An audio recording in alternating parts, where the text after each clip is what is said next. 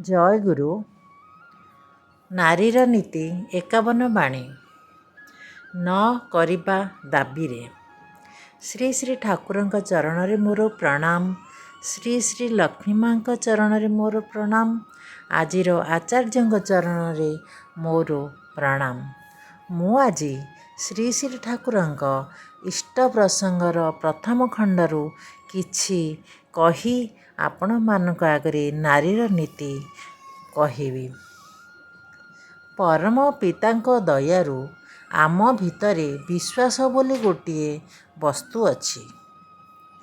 ପରମ ପିତା ବିଶ୍ୱାସ ଦେଇ ରଖିଛନ୍ତି ତାଙ୍କୁ ଉପଭୋଗ କରିବା ପାଇଁ। ପୁଣି ଅଷ୍ଟପାଶ ଦେଇ ସେ ଆମର ଆଖି ବାନ୍ଧି ରଖିଛନ୍ତି। କିନ୍ତୁ ତାଙ୍କ ଛଡ଼ା ଯେ ଆମର ଚଳେନା, ତାକୁ ଯେ ଉପଭୋଗ କରିବାକୁ ହେବ। ଶ୍ରୀ ଶ୍ରୀ ଠାକୁର ବାରମ୍ବାର କହିଛନ୍ତି, ଲକ୍ଷ ଜନ୍ମ ଧରି ତାଙ୍କର ଗଡ଼ୁ ଗାମୁଛା ବୋହିଲେ ବି କିଛି ହେବନି, ଯଦି ସେ ଯାହା ଯାହା କହନ୍ତି ତାହା ତାହା ନ କରୁ। ଜୟ ଗୁରୁ। ଇଷ୍ଟ ପ୍ରସଙ୍ଗ ପ୍ରଥମ ଖଣ୍ଡ। ଶ୍ରୀ ଶ୍ରୀ ଠାକୁରଙ୍କ ଶ୍ରୀମୁଖ ନିଃସୃତ ନାରୀର ନୀତିର 51 ବାଣୀ ଆପଣମାନଙ୍କ ଆଗରେ ମୁଁ କହିବାକୁ ଯାଉଛି। ନାରୀର ନୀତି ନ କରିବା ଦାବିରେ।